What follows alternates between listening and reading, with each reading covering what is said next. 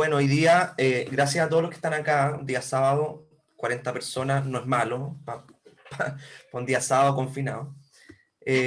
La charla de hoy día tiene relación precisamente con la anterior, como parte de un ciclo que necesariamente tiene que concluir tocando el tema de los pagos profesionales por utilidad absorbida. Y la verdad es que el fin de una era es como la mejor bajada de título que esto podría tener, porque precisamente fueron bastantes los años que esta franquicia, porque al final pasó a ser una franquicia, ¿ya? O sea, una franquicia muy habitual, ¿ya? Como decir, tengo crédito 27 bis, tengo PPUA, no era una cosa extraordinaria, sino que pasó a ser algo común, y eso es lo que empezó a sorprender un poco, y por eso, obviamente, tenía que morir en algún minuto. Entonces, por algo es el fin de una era. Entonces, hoy día Giselle nos va a contar sobre qué es lo que es el pago provisional por utilidad absorbida y cómo llegamos en el fondo a matarlo, cómo se ocupa y cómo vamos finalmente a mirar su agonía con este 90% hasta el 0% de utilización. Antes de partir, yo les quería compartir solamente un parrafito del libro que a lo mejor algunos conocen, que es el de los empresarios zombies, ¿ya? Hay uno en particular que me llama la atención que tiene que ver con nuestra profesión más que nada, que dice que el autor dice el 90% de quienes los medios de comunicación llaman especialistas promovían la desaparición de las utilidades y la defendían como algo perfectamente legal. Tenían sus intereses en juego, por supuesto. Como se reveló en la investigación del caso Johnson, Price cobraba 4.5 UF la hora y un 8% del ahorro de impuestos, intereses y multas que se obtenían por la gestión, ¿ya? Estos datos son obtenidos de un contrato firmado entre Price y Johnson. Era la tarifa estándar de ese tiempo. Frente a ese grupo había uno que otro tributarista y los abogados del Servicio de Impuestos Internos que también sabían del tema, pero desde una perspectiva distinta y menos difundida por los medios. Mientras la mirada de los técnicos, comillas, prevaleció, la opinión pública no conoció el detalle de esta historia, ni se debatió lo que estaba en juego en ella. Entonces, esta industria para el año, se encontró con que para el año 1996 su materia prima, las empresas que venían del grupo Cruzat de los 80 que estaban quebradas, se estaban acabando. Pero a fines de los 90, Javier Vial y su equipo de abogados pusieron a la venta el fruto de su fracaso empresarial, cerca de 20 nuevas empresas sin nada más que pérdidas. Compraron Luxit, varios controladores de retail Falabella, los hermanos Calderón, Ripley Johnson, José Said, para hacer desaparecer las utilidades de Vital, que ya algunos recordarán. El alto crecimiento económico, esta parte es muy buena, el alto crecimiento económico y casi nada de impuestos. No es extraño que para muchos grandes empresarios de los 90 sea la época de oro. Entonces era una época de oro para los empresarios, porque obviamente sus utilidades crecían, pero se compensaban finalmente con pérdidas, y el Estado no recibía ningún impuesto por ese mayor crecimiento. Entonces unos ganaban y los otros perdían, y como siempre la gente queda en el medio. Así que eso, la Giselle es ya conocida por todos, es una de las fundadoras de la comunidad, no hace falta que les diga lo relevante que es para nuestro equipo. Sin ella yo creo que muchas cosas serían tan distintas, así que aprovecho de reconocerle públicamente su gran aporte a esta comunidad, su gran entusiasmo y por supuesto su gran manejo de las redes que nos ayudan a que todos estén enterados de lo que estamos haciendo día a día, porque nosotros en verdad hacemos cosas día a día. Así que les dejo a la Giselle, espero les guste la charla de hoy. Nos vemos. Listo. Muchas gracias, Nelson, por el reconocimiento. Ustedes saben que todo lo hacemos con cariño para la gente, porque estamos todos comprometidos con la difusión del conocimiento tributario, y que esa sigue siendo nuestra misión de la comunidad, y que les dejo la slide ahí para que luego cuando estén estudiando las PPT aprovechen de mirarlas y se motiven también a formar parte de nuestra asociación gremial.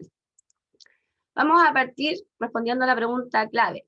¿Qué es el pago provisional por utilidades absorbidas, PPUA?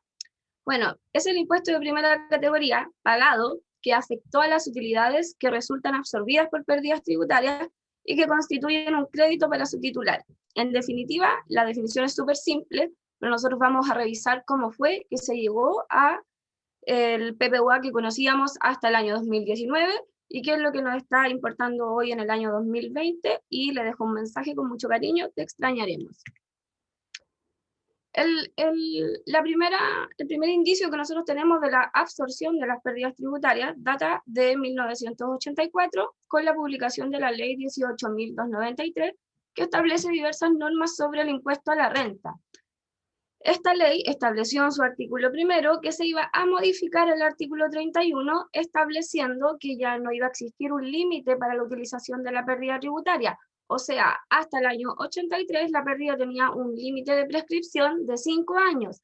Y esta ley lo que vino a hacer fue dejar la pérdida tributaria sin límite, y que es una de las cosas que hoy sigue plenamente vigente y que caracteriza mucho a Chile por sobre el resto de los países, porque la pérdida tributaria en Chile no prescribe, contrario a lo que sucede con muchas otras naciones. Entonces, cuando viene un inversionista extranjero, a él le parece atractivo el hecho de que, a pesar de que genere resultados negativos, los pueda diferir en el tiempo hasta que encuentre un resultado positivo.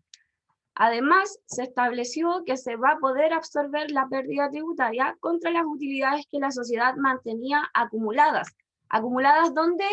Acumuladas en sus registros literalmente imaginarios, porque hasta este momento todavía nosotros no conocíamos el famoso registro FUT.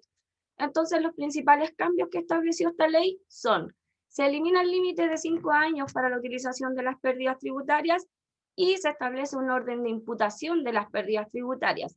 Primero se van a imputar a las utilidades que venían de años anteriores y luego se van a imputar a las utilidades futuras, y que es acá cuando nace el concepto de gasto diferido de la pérdida tributaria. La primera circular que tenemos respecto a esta materia data del 84 y es la número 54, que se encuentra todavía en el administrador de contenidos del Servicio de Impuestos Internos. Yo recomiendo ir por cultura general a descargar todas estas circulares antes de que desaparezcan.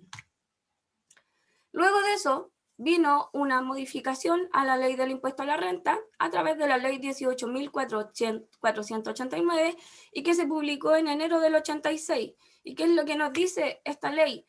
Dice que además de poder absorber la pérdida contra utilidades que yo ya había generado, voy a tener derecho a recuperar el impuesto de primera categoría pagado sobre dichas utilidades, el cual se considerará como un pago provisional en la parte que proporcionalmente le corresponde a la utilidad absorbida. O sea, acá ya nos estamos adentrando al concepto de PPUA propiamente tal.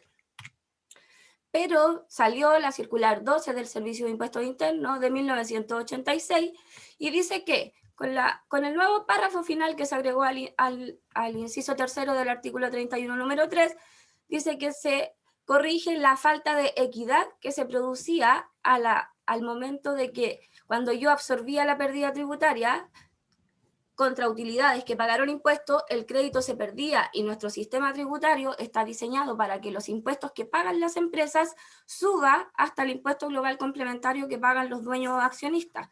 Entonces, con este agregado se eliminó la falta de equidad que se producía, la imposibilidad de utilizar el crédito en ese tiempo del 10% por el impuesto de primera categoría a que tenían dueños los propietarios.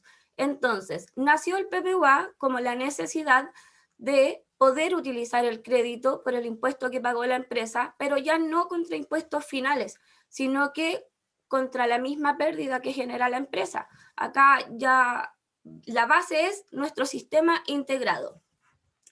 Pero se hizo la corrección de que el IDPC pagado solo a partir del 1 de enero del 85 es aquel que tiene derecho a ser recuperado como un PPUA.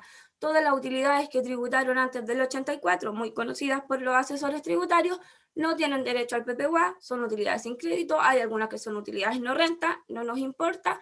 A partir del año 85 tenemos PPUA.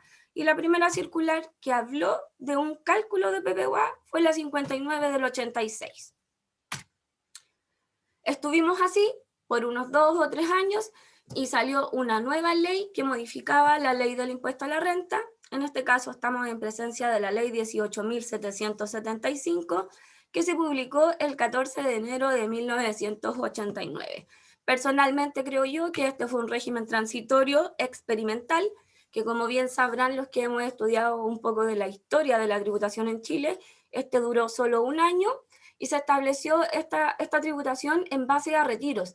Por lo tanto, independiente de las utilidades que hubiesen generado las empresas en el año, solo iban a pagar impuestos de primera categoría en la medida que fueran retirados. Entonces, muchas veces cuando nosotros nos tocaba reconstituir un FUT, nos encontrábamos con las utilidades de este año que no pagaron impuestos, utilidad sin crédito. Se eliminó con esta reforma la opción de recuperar el PPUA por el simple hecho de que ahora yo no voy a pagar un impuesto de primera categoría por las utilidades, sino que solo voy a pagar en la medida que retire. Entonces el legislador dijo, ¿por qué vaya a recuperar un PPUA sobre una utilidad que no va a pagar impuestos? No tiene sentido, no tiene lógica, se eliminó. Ese año no hubo PPUA. Pero volvimos con una nueva reforma tributaria. ¿Cuándo? En 1990, con la ley 18.985. Pasó un año calendario, casi un año exacto. Los principales cambios son que se reemplaza el artículo 14 y se crea el régimen general de tributación, el que nosotros conocimos por muchos años antes de que fuera cambiado. ¿Qué decía esta modificación? Que respecto de los empresarios individuales, contribuyentes del artículo 58, número 1, socios de sociedades de personas y socios gestores, quedarán gravados con los impuestos global complementario o adicional según proceda, por los retiros o remesas que reciban de la empresa hasta completar el fondo de utilidades tributables referido en el número 3 de este artículo. ¿Qué pasó? Nació el Fondo de Utilidades Tributables FUT, el dolor de cabeza de muchos contadores y asesores también. Y se restablece paralelamente el derecho a recuperar el PPUA, porque si yo como empresa voy a determinar una renta líquida y voy a pagar utilidades sobre un resultado tributario, voy a tener derecho a recuperar impuestos porque ya no estoy pagando por el retiro, sino que estoy pagando por la generación de utilidades. ¿Cuáles fueron los primeros pronunciamientos del Servicio de Impuestos Internos que hubieron en esta materia? Bueno, fueron la circular 42 del 90, que comenzó a mencionar las nuevas normas sobre recuperación del PPUA, la circular 60 del 90, que imparte las instrucciones generales sobre el régimen del artículo 14A y nos establece el formato FUT, y la circular 17 de 1993, que estableció el orden de imputación de las pérdidas tributarias a las utilidades acumuladas en el FUT. Pasaron casi 3 años de interpretaciones vía oficios antes de que se publicara la circular 17 del 93 versus la circular 90 de la circular 60 de 1990. Entonces también pasa cuando alguien reconstituyó algún FUT, que en este tiempo existen muchas inconsistencias en los registros que llevábamos los asesores y contadores porque no había claridad más que por pronunciamientos administrativos. La circular 17 sí vino a dejar en claro que como el FUT tiene por objeto controlar las diferentes tasas de impuesto a la renta que afectó a las utilidades, pueden dar derecho a crédito o no, las pérdidas tributarias se deberán ir imputando de este registro año a año y con tasa que le corresponda a la utilidad que estoy absorbiendo. Dice también esta circular que las pérdidas tributarias deben efectuarse en la misma forma en que se imputan los retiros o distribuciones, en primer lugar a las utilidades más antiguas y con derecho a devolución cuando corresponda. Y las utilidades del FUT, como ya les había dicho, se controlan año por año, tasa por tasa. Es acá, con esta circular, cuando nosotros nos empiezan a hacer la sábana FUT. ¿Y por qué les digo la sábana FUT? Porque en un solo año yo podía recibir utilidades de una tercera sociedad, de una segunda sociedad, de una filial, y tener mis utilidades con la tasa del año y recibir un dividendo que viene con 5 tasas diferentes. O si no son 5 tasas diferentes, porque hasta el 93 teníamos la tasa del 10 y del 11, sí iban a venir de años diferentes. ¿Y qué me pedía el registro FUT? Controlar por año, controlar por tasa. Entonces nosotros nos empezamos a memorizar un ejercicio mental que decía utilidades más antiguas con créditos. Más adelante venía las utilidades propias, las utilidades más antiguas, las utilidades con crédito. Y es así como empieza a ir evolucionando nuestra absorción de la pérdida tributaria. En todo caso, acá les dejo una nota de que hasta este momento las pérdidas tributarias de cualquier origen pueden absorber utilidades o bien utilizarse como gasto diferido. ¿Y por qué les pongo esa nota? Porque ahora vamos a comentar uno de los puntos que nos mencionó Nelson al inicio. Nacen las sociedades, ahí dice de pale, pero era de papel o zombie, las famosas sociedades zombie.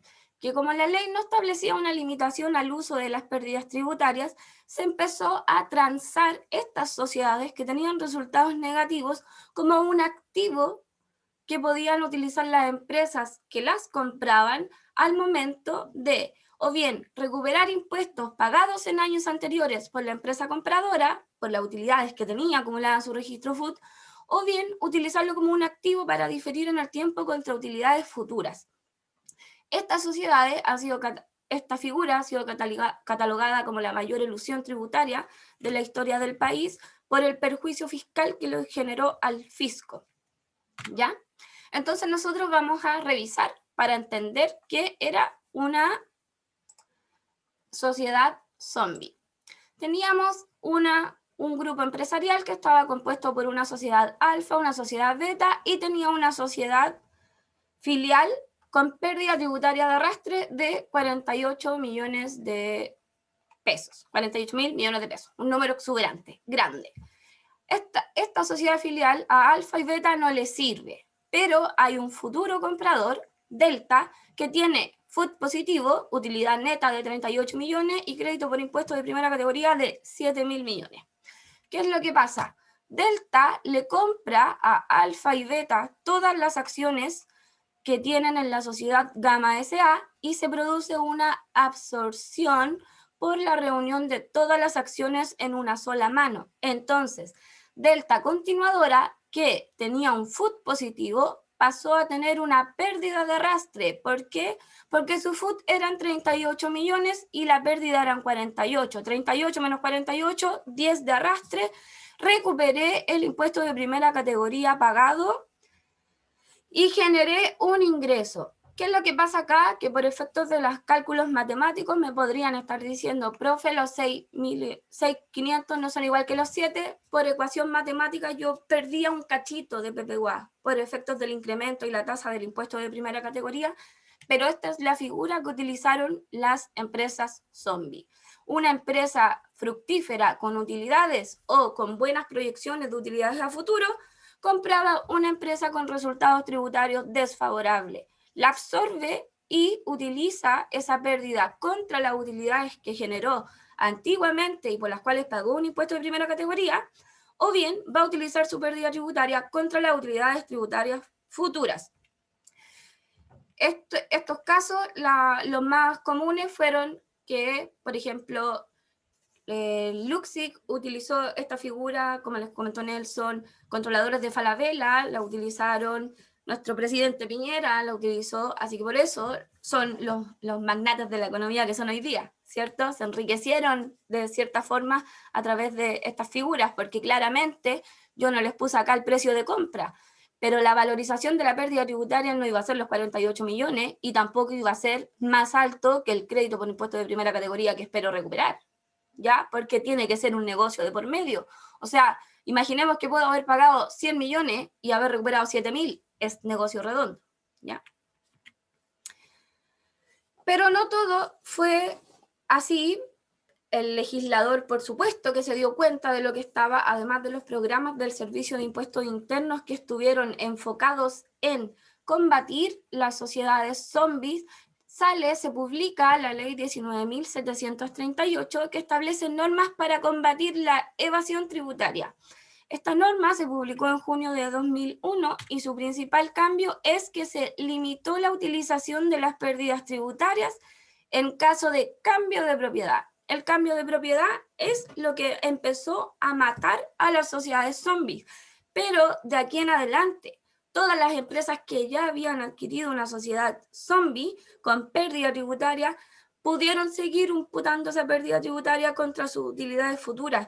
¿Por qué? Porque quedó fuera del ámbito de aplicación de la norma, pero sí se logró frenar que se siguiera transando con este tipo de sociedades. Entonces, ¿qué dice el cambio que se hizo con esta ley?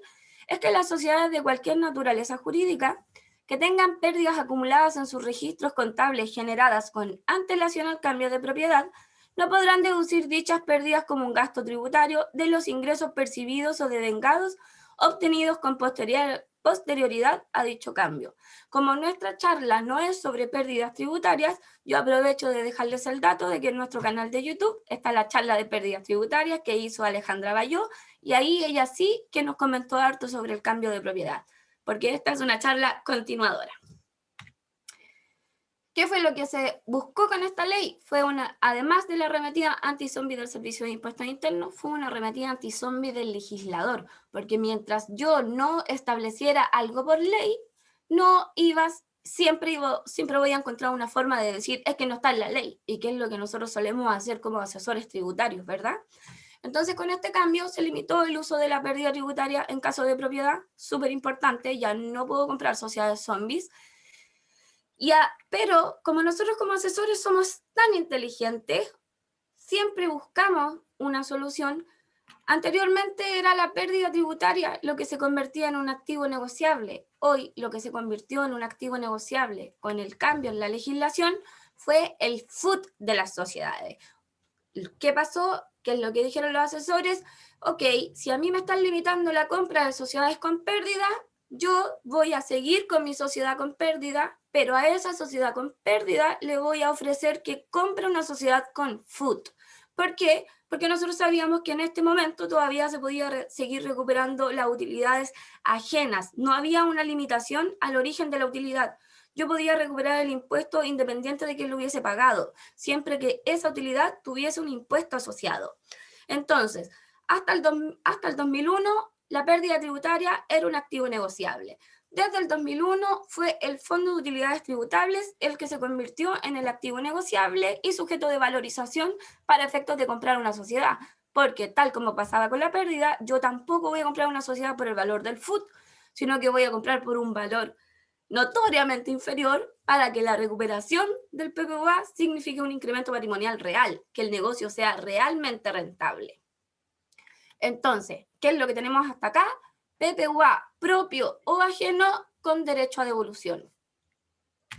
Veamos un ejemplo ahora de cómo se las arreglaron las sociedades para seguir recuperando PPUA a pesar de la limitación a la utilización de la pérdida tributaria.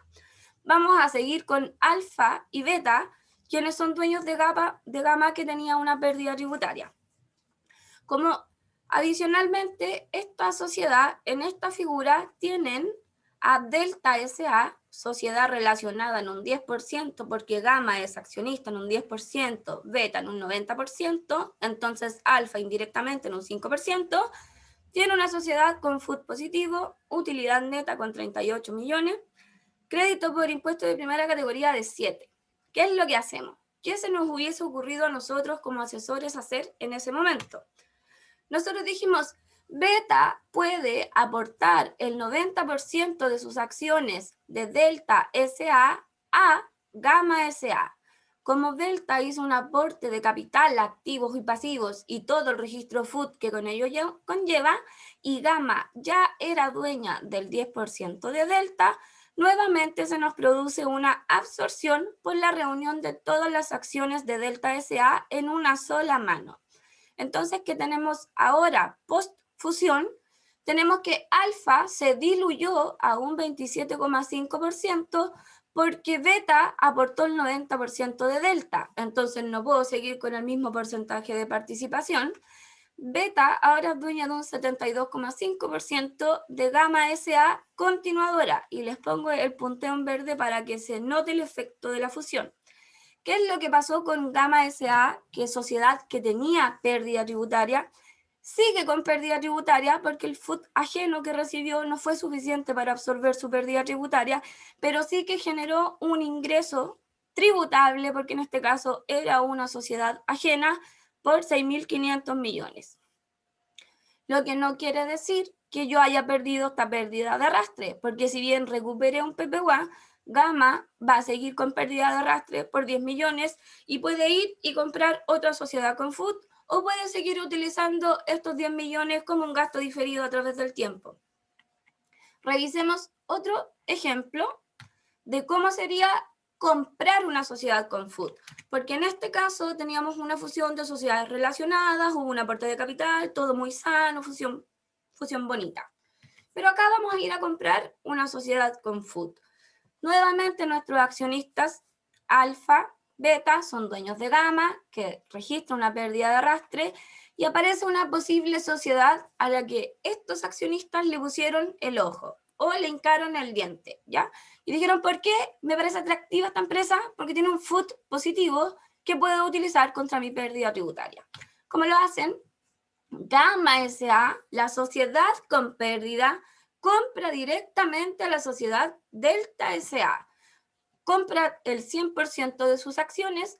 Nuevamente se nos produce una absorción por la reunión de todas las acciones en una sola mano, y Gamma S.A., al igual que en el ejemplo anterior, va a recuperar el PPUA relacionado con el impuesto de primera categoría que compró con el FUT de Delta S.A., y va a mantener una pérdida de arrastre de 10 millones, la que va a poder seguir difiriendo en el tiempo. Hasta acá estamos con una norma que nos duró muchos años y que nosotros como asesores tributarios vimos figuras bastante al borde de lo que hoy sería una elusión o evasión, o que directamente estarían enjuiciados por NGA, ¿cierto?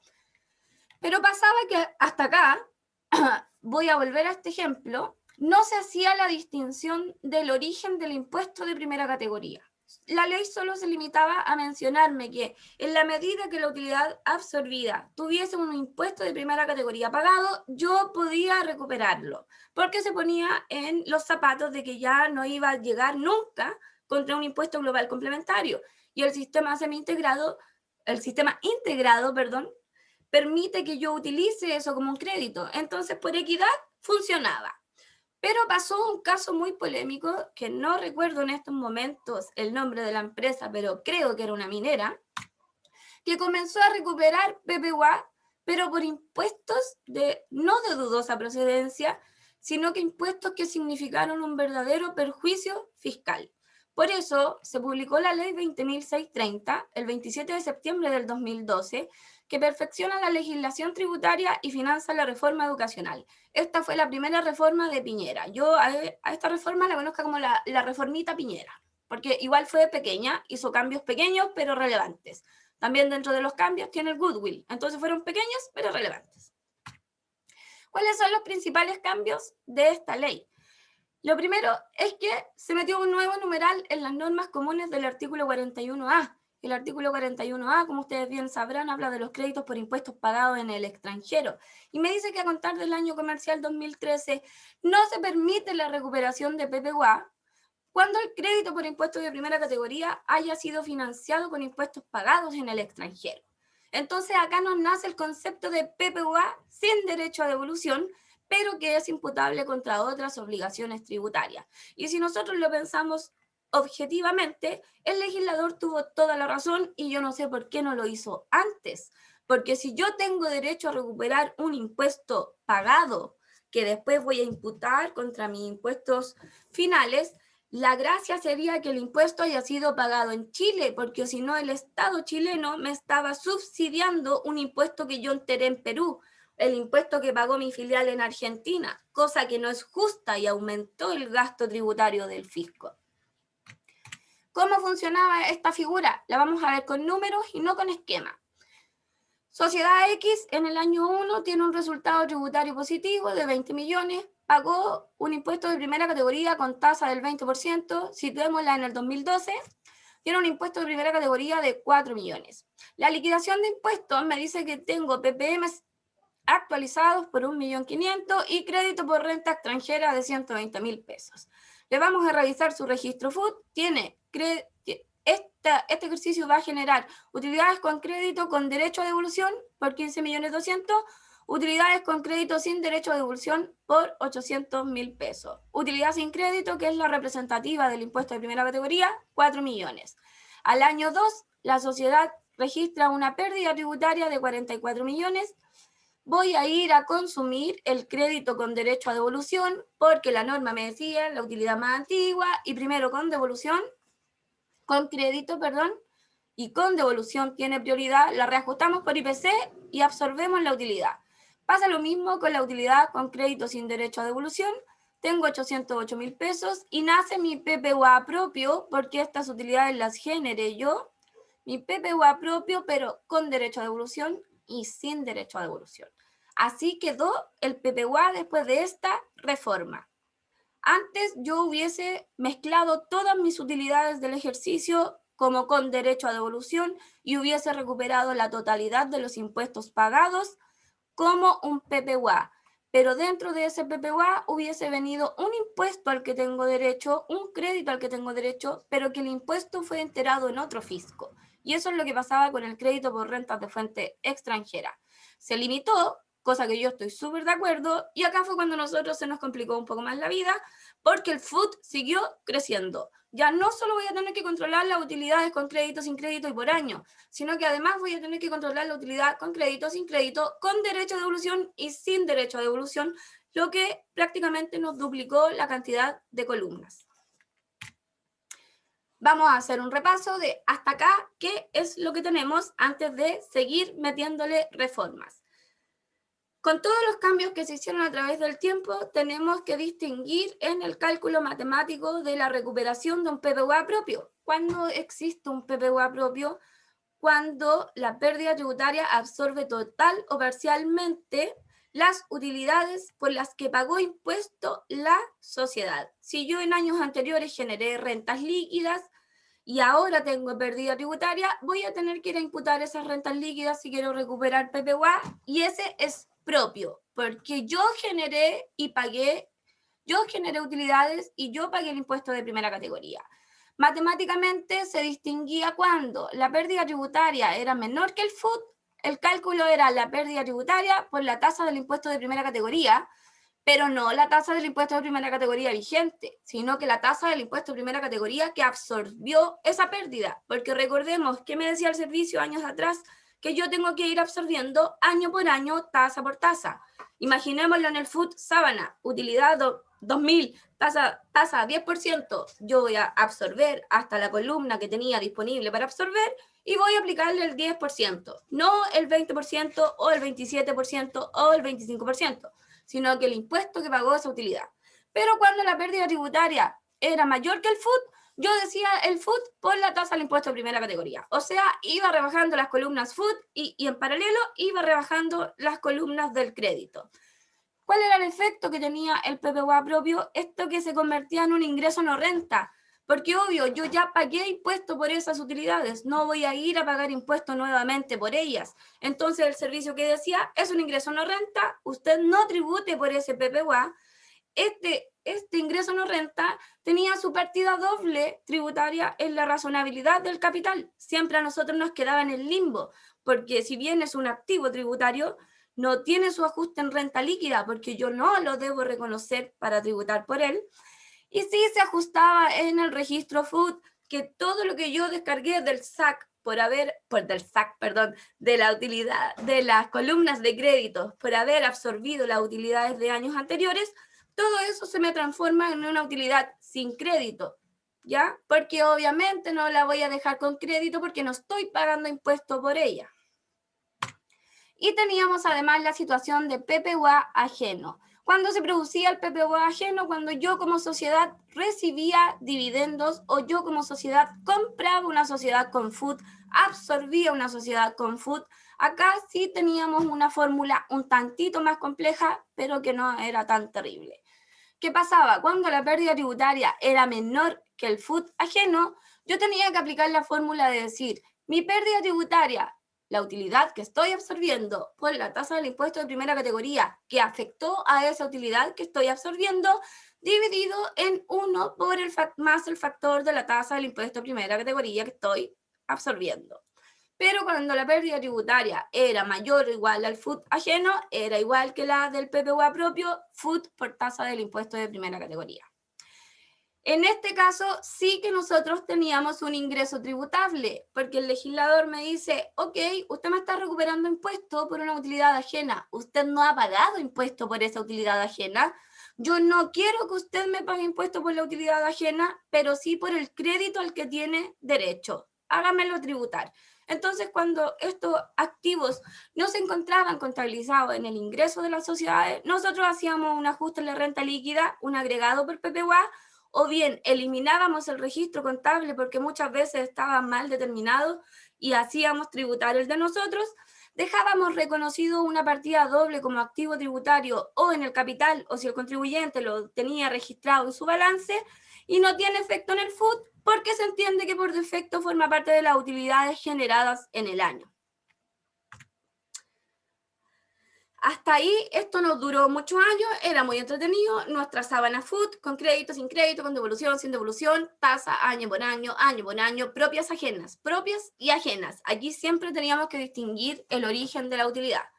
Pero salió la reforma de la señora Bachelet entre las leyes 20.780 y la ley 20.899, publicadas el 29 de septiembre del 2014 y el 8 de febrero del 2016, nos vinieron a reformar nuevamente el PPUA. Acá el principal cambio, además de los nuevos regímenes de tributación, que dicen que ahora yo puedo tributar en base a un régimen atribuido o en base a un régimen semi-integrado con imputación parcial del crédito o en un régimen PYME 14 TER, nacieron nuevos registros y nos eliminaron el FUT. Ahora toda nuestra sábana del FUT, en que yo tenía controlada utilidades año por año, con crédito, sin crédito, con devolución, sin devolución, propias y ajenas, pasaron todas a mezclarse a un solo registro y a un solo control del SAC, nuestro famoso SAC, y que siempre nos dijeron ahora tiene importancia el crédito independiente de lo que venga, pero sí que me dicen distíngame el con derecho a devolución y el sin derecho a devolución. Para el caso del régimen semi-integrado nos nació la columna con restitución y sin restitución. Y acá viene la primera limitación del PPUA, que acá es donde empieza, podríamos decir, lentamente a desaparecer este beneficio, porque el legislador nos dijo que a partir del 1 de enero del 2017 se elimina la absorción de pérdidas tributarias sobre las utilidades acumuladas. Ir a buscar la utilidad más antigua en nuestro registro FUT ya no da, y no porque se haya eliminado el registro FUT, sino que porque se limitó directamente la absorción a las utilidades acumuladas. Ahora solo voy a poder imputar mi pérdida tributaria contra las utilidades recibidas a título de retiros o dividendos, pero ¿cuáles? Afectos a impuestos finales. Ahí se me fue corregirlo. A impuestos finales. Si yo recibo un dividendo, ingreso no renta, no me va a absorber la pérdida tributaria. Tiene que ser un retiro o dividendo que venga con la calificación de afecto a impuestos finales.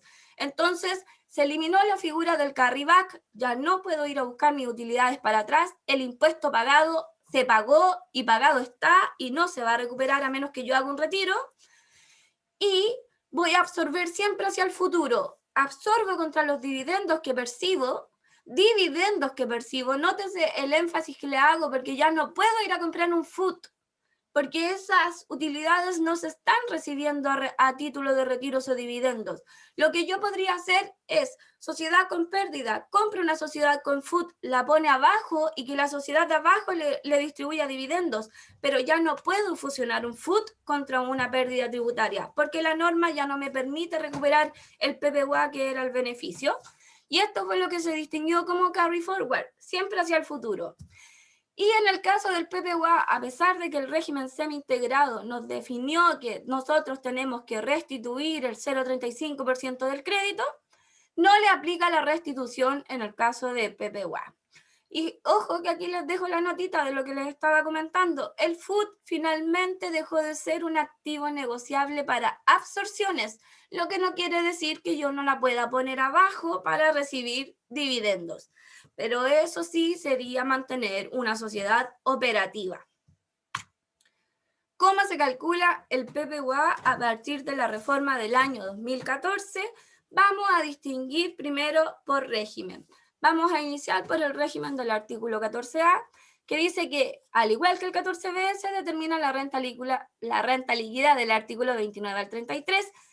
Se le realiza el ajuste del artículo 33, número 5, incorporar como parte de la renta líquida las rentas o cantidades de la letra C del número 2, dividendos, debidamente incrementadas. ¿Se acuerdan que en el régimen general, nosotros cuando recibimos dividendos los deducimos de la renta líquida porque no deben tributar nuevamente o simplemente no deben tributar. En el caso del régimen atribuido no pasaba lo mismo porque a través de la renta líquida yo atribuía las utilidades a mis accionistas que estaban arriba. Entonces la fórmula era, si mantengo la pérdida tributaria, el incremento de estas utilidades que se agregan debidamente incrementadas es igual a mi PPUA. Pero si luego de hacer el ajuste de los dividendos percibidos con su respectivo incremento, yo determino una renta líquida positiva que atribuyo a los socios, yo digo que es la pérdida por el impuesto de primera categoría. La pérdida que yo hago un ajuste, digo resultado antes de. Esa pérdida por la tasa del impuesto de primera categoría es mi PPUA. Veámoslo con un ejemplo. Tenemos una sociedad del régimen 14A con absorción parcial y con absorción total. Pérdida tributaria determinada el 31 de diciembre del 2019. Dividendo afecto a, me dio por ponerle IDPC, dividendo afecto a impuestos finales con crédito del 25,5%, le calculamos su incremento y determinamos que sigo con pérdida tributaria. El pago provisional por utilidades absorbidas es igual al incremento. El incremento es los 758 por el factor de incremento de la tasa del impuesto de primera categoría con que se afectó ese dividendo. Y en el caso de absorción parcial, como es la metodología, tengo una pérdida tributaria, le repongo lo que me instruía el artículo 33, número 5, el dividendo debidamente incrementado y determino una renta líquida del ejercicio. ¿Y cómo voy entonces a determinar mi PPUA? Voy a decir mis 458 por el factor de incremento. La diferencia entre el incremento que yo ajusté en la renta líquida y el PPUA es un crédito no absorbido que se atribuye a los socios. En el caso del régimen semi-integrado, la renta líquida se determina igual que la renta del 14A, artículos 29 al 33, pero acá no tengo el ajuste del 33, número 5. Hago la imputación directa contra la pérdida tributaria. Si la pérdida resulta parcialmente absorbida, mi incremento es igual a mi PPUA. Si la pérdida es totalmente absorbida, es la pérdida tributaria por la tasa del impuesto de primera categoría. Veámoslo en un ejercicio para que podamos visualizar a conciencia lo que estoy hablando. Tengo una pérdida tributaria de 1.548.000. Recibí un dividendo afecto al impuesto de primera categoría. Estaba bien que fuera afecto porque significa que pagó impuesto del 27% de 800.000 pesos. Le calculo el incremento, 800.000 pesos por el factor de incremento, 295.000 pesos. El resultado después de absorción, en este caso, es que sigo con la situación de pérdida tributaria. Es esta pérdida tributaria la que va a significar un gasto diferido para el próximo año para esta sociedad y voy a tener derecho a recuperar un PPUA del 100% del crédito con el que venían esos dividendos. En el caso de la absorción parcial, sí voy a tener que un dividendo incrementado, resultado después de absorción renta líquida, no piense que voy a pagar impuesto de primera categoría sobre esa renta líquida, y voy a decir mi PPUA es tanto, mi PPUA es 123. Esa diferencia de crédito no absorbido se va al SAC. ¿Y por qué le digo que no voy a pagar impuestos sobre esto? Porque este es mi resultado tributario. Esta parte que hacemos acá es solamente absorber, es el símil de lo que nosotros hubiésemos ido a hacer al registro FUT, ir a imputar la pérdida hasta que se acabara o bien dejar un gasto diferido. Esto lo único que buscamos es saber cuál será mi gasto diferido. Acá tengo gasto diferido, acá no tengo gasto diferido, esa no es base imponible afecto a impuestos. En el caso de un régimen atribuido, esa sí era la base de impuestos. Y llegamos finalmente a la ley 21.210, que es la modernización tributaria que se publicó el 24 de febrero de este año y que acabó gradualmente con la fiesta del PPUA. ¿Cuáles son los cambios genéricos y que nos importan que realizó esta ley? Es que existen 3 nuevos regímenes de tributación. Vamos a tener un régimen semi-integrado que ahora pasa a ser el régimen general del artículo 14, letra A. Vamos a tener un régimen ProPyme general del artículo 14D, número 3, y vamos a tener un régimen ProPyme transparente del artículo 14, letra D, número 8.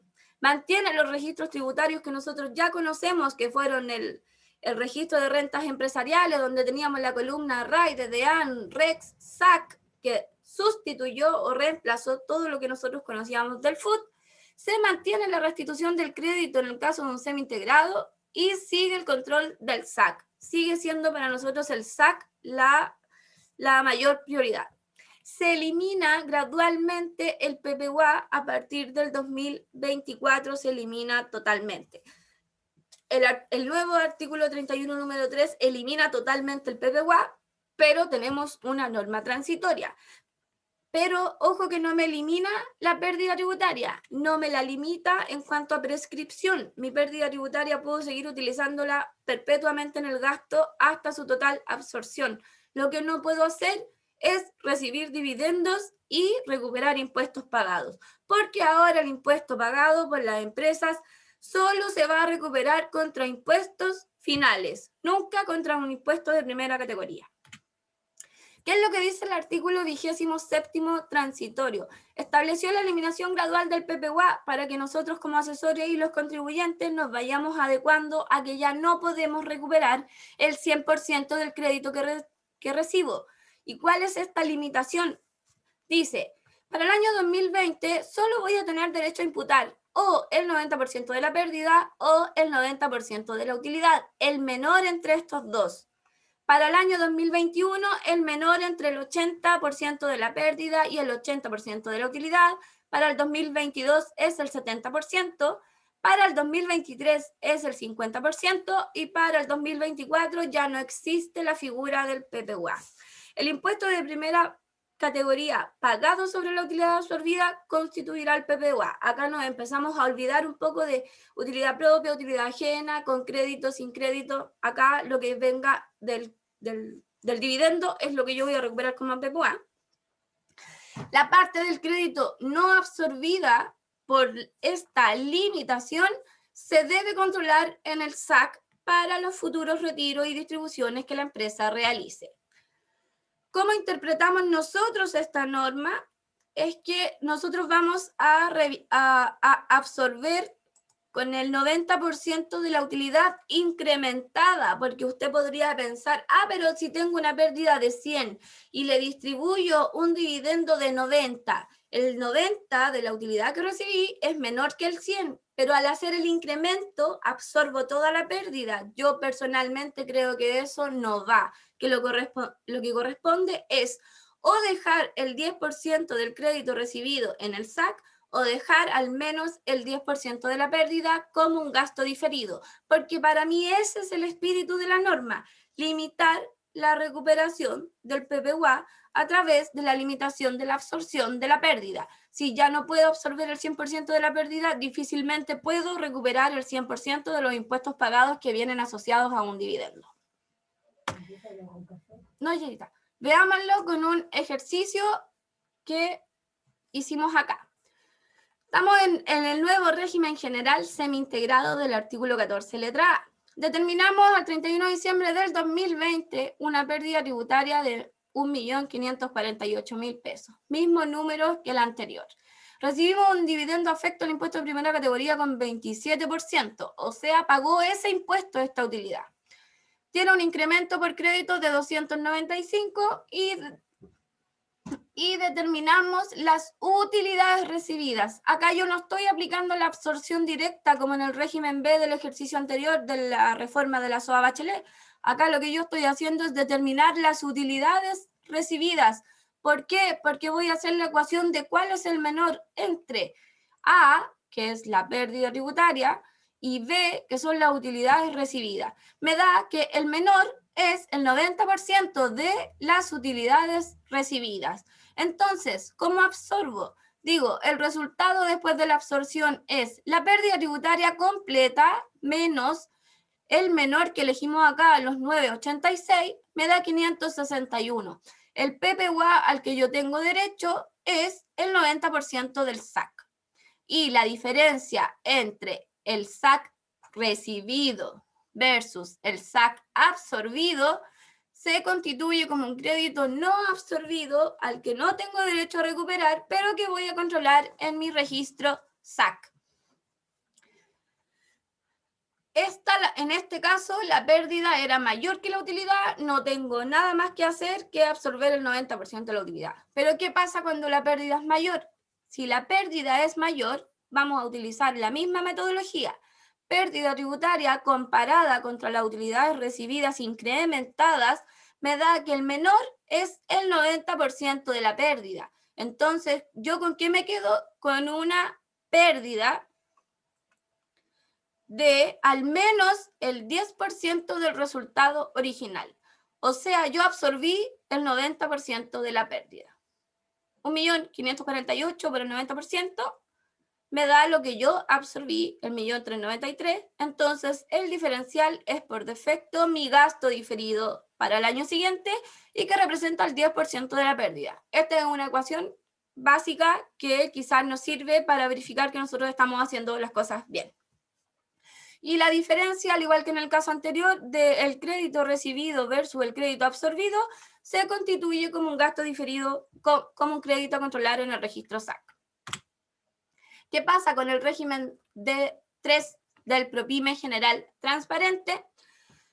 La metodología de cálculo es la misma, determinamos un resultado según ingresos y egresos de pérdida de 120.000 pesos, recibimos dividendos, la utilidad incrementada me da que en este caso la utilidad incrementada es menor, la absorbo totalmente, registro como un PPUA el 90% del SAC que tenía asociado ese dividendo percibido y la diferencia se me controla.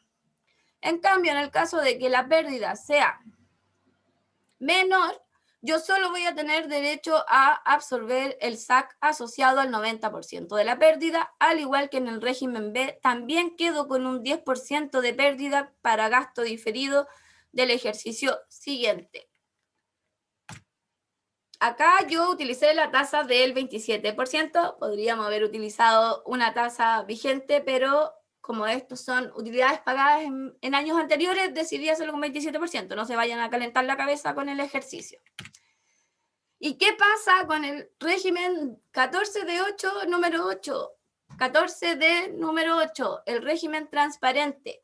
Fíjate que si bien por lógica no le resulta aplicable lo dispuesto en el artículo 27º transitorio cuando determinen pérdida al cierre del ejercicio, los propietarios de la empresa podrán utilizar el crédito establecido en los artículos 56 y 63 correspondiente a las rentas percibidas con motivo de participaciones en otras empresas o entidades sujetas a la letra A del artículo 14 o al régimen PROPYME del número 3 de la letra D del mismo artículo, solo en el mismo ejercicio, respetando la naturaleza del crédito, esto es, con derecho a devolución o sin derecho a devolución según corresponda, y con la obligación o no de restitución según proceda. Para el caso del PROPYME transparente, no voy a reconocer un ingreso por PPUA, no voy a reconocer la absorción de la pérdida, sino que el dividendo que recibí y que me viene con un SAC asociado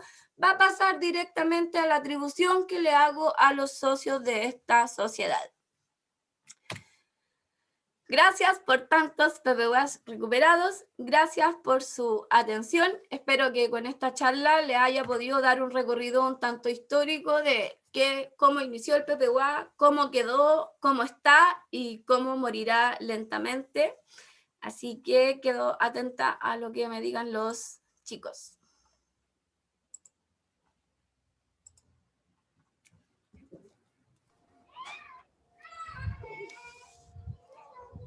Aló, aló.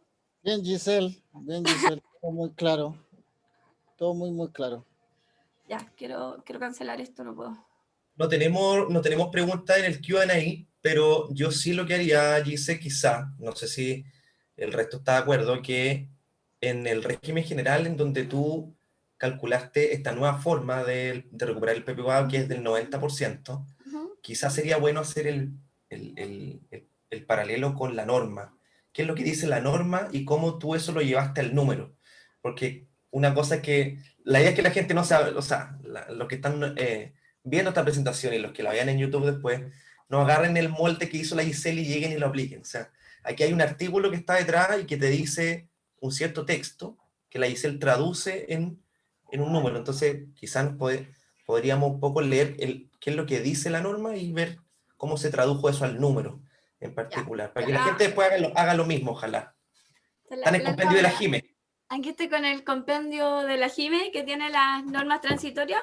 Vamos a ir a ponerme al tiro acá en este. Mira, ¿qué es lo que dice la norma transitoria?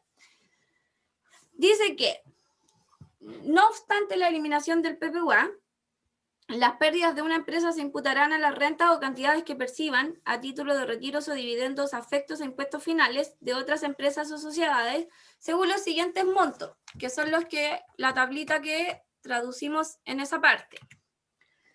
Pero el párrafo siguiente dice: para los efectos de la imputación de la pérdida, conforme a lo señalado en los incisos anteriores, las rentas o cantidades que se perciban a título de retiros o dividendos afectos a impuestos finales se incrementarán previamente en una cantidad equivalente al impuesto de primera categoría pagado en la proporción que les corresponda.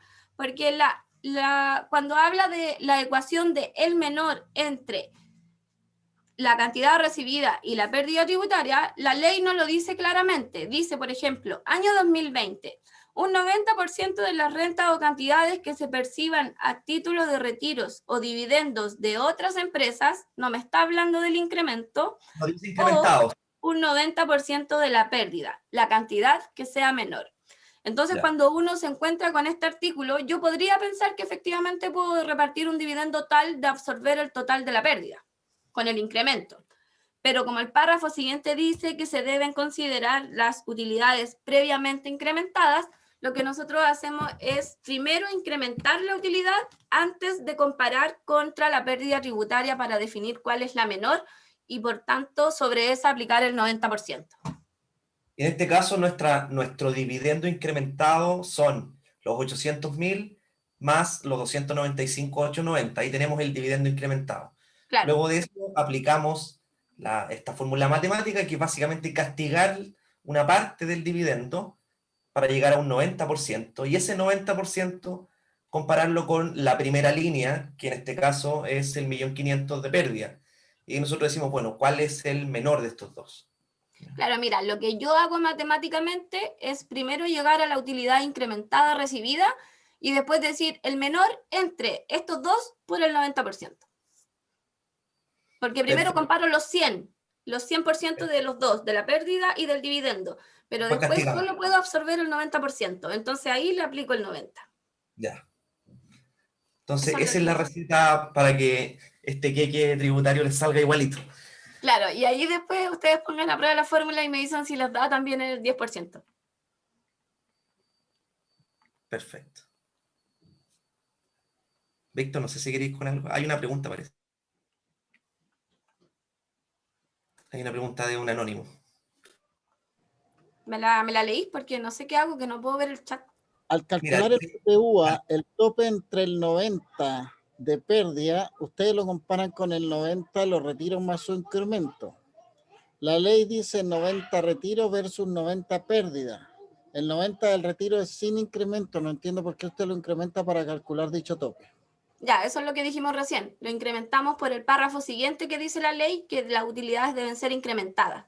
Porque además, la ley me está limitando la recuperación del PPUA y de la pérdida. No puedo ir y recuperar todo haciendo una figura de repartir un dividendo tal que pueda recuperar todo el SAC. No puedo. Que es como el ejemplo extremo que yo digo, tengo pérdida 100, tengo dividendo 100, el menor puede ser mi dividendo y al incrementarlo absorbo toda la pérdida. No puede ser. Usted solo puede absorber el 90% de la pérdida. Nunca puede absorber más. Pero eso no está claro en todo caso en las circulares, porque este año el Servicio de Impuestos Internos no ha hecho ejemplos de PPUA, pero después de muchas discusiones que hemos tenido tanto en la comunidad Linked Taxes como con otras personas, es lo que tiene mayor aceptación es el dividendo incrementado. Efectivamente, siempre el tope va a ser la pérdida, obviamente. Así claro. Que Tienes toda la razón, Giselle. Déjame ver. Sí. Otra pregunta. ¿Cómo debe considerarse tributariamente un ingreso recuperado por PPUA? Sí, para efectos tributarios el PPUA es un ingreso tributario. Yo lo tengo que hacer formar parte de mi renta líquida y pagar impuestos, porque recordemos que ahora siempre son utilidades ajenas. Ya nunca estoy en la situación de un PPUA propio que yo pueda decir que es un ingreso no renta. Entonces, siempre que es ajeno, como yo nunca he pagado impuesto por esa utilidad, nunca he pagado un impuesto que estoy recuperando, debo hacer tributar el PPUA para efectos tributarios. Otra Hay pregunta. un alcance, un alcance. El PPUA en este caso, como bien dice la Gise, tributa, pero no tributa directamente mediante un agregado como era antiguamente, porque antiguamente nosotros no hacíamos ojo con lo que están escuchando en este caso, el incremento que uno hace del dividendo y esa imputación a través de una utilidad ya incrementada me permite que yo, al hacer esa compensación con la pérdida tributaria, ya esté de alguna manera haciendo tributar ese dividendo. Entonces, lo que dice la dice es correcto, pero no se les vaya a ocurrir agregar el PPUA No, pues de no. la renta líquida, porque tributa a través de la propia mecánica de recuperación, que es incrementando el dividendo percibido y luego imputándolo contra la pérdida. En ese minuto se dice que está tributando, dado que antiguamente no hacíamos un incremento antes de la compensación. Así que eso complementarlo. Súper. Efectivamente, a través de la mecánica se pasa a tributar. Mira, tengo otra pregunta. Mira, dice, ¿qué pasa con el STUT? El crédito no absorbido y la pérdida. Si recibe un dividendo con créditos de tasa efectiva y este es mayor a la pérdida tributaria del ejercicio. Por norma transitoria, solo voy a utilizar el 90% progresivamente en los siguientes años, ¿cierto? Por lo tanto, la pregunta va sobre el reconocimiento en los registros empresariales y la absorción de la pérdida tributaria como gasto en la base imponible. Claro, lo que va a pasar es que todo lo que yo no pueda absorber por el límite del 90%, lo voy a tener que registrar en mis columnas SAC. En el caso de los dividendos que vienen con calificación de STUT, esto además voy a tener que sumarlo en la columna STUT, no así el resto de los dividendos que no pasan por el registro RAI, sino que pasan directo al SAC.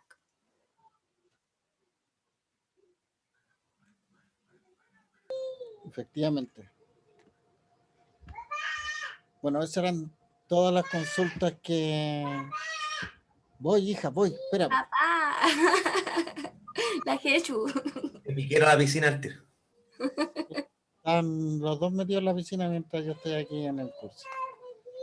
Oye, no hay más preguntas. Yo creo que fuiste súper clarita, Giselle. Yo creo que básicamente las preguntas le van a ir surgiendo a la gente en la medida de que se les van a ir generando los PPUA o las imputaciones de las pérdidas, y cuando los llegan a los registros empresariales, ahí surgen la mayor cantidad de las preguntas. Sí, esa es verdad. ¿Sí? Ahí en la práctica uno O sale cuando las dudas. empezamos a hacer los papeles de trabajo y de repente lleguemos a una celda en el Excel donde decimos, chuta, ¿y ahora qué hacemos? ¿Ah? Sí, qué bueno que yo pasé por esto en marzo, cuando determiné mi primera pérdida tributaria y tenía dividendo. Entonces dije, ya, aquí hago todo el penseque y no pienso nunca más, hasta que se elimine. Toda la vuelta del dividendo. Sí, pues, tuve que verle todo por el efecto también de los impuestos diferidos, la absorción de la pérdida, todas las cosas. Entonces fue bien entretenido. Mira qué Ojo bien. con ese link que estáis haciendo, pero quizás es para otra sesión. No, eso ya lo hizo la Iris. Sí, como el de la Iris, claro, ojo con esas contabilizaciones de esos impuestos diferidos que tú sabes que te van a en el futuro llegar dividendo y vaya a compensar tu pérdida tributaria, pero hay que castigarlo de alguna manera. Sí, Y eso va a estar complicado de proyectar. así es. Efectivamente. Y la super no dice nada. No creo No, que digan, no, ¿verdad? bueno, chicos, yo creo que estamos por hoy, Sí, día sábado. sí, sí. Gracias a toda la Muchas gente que gracias a se todos. conectó un día sábado. Tuvimos buen pick. Así que nada, pues, muchos saludos a todos, que tengan un buen fin de semana y nos vemos el miércoles a las 10 de la mañana en la charla Operación Renta. Ahí estaremos. Chao a Gracias. todos, gracias, nos vemos. Gracias a todos. Chao. Chao, chao. Nunca vamos a salir.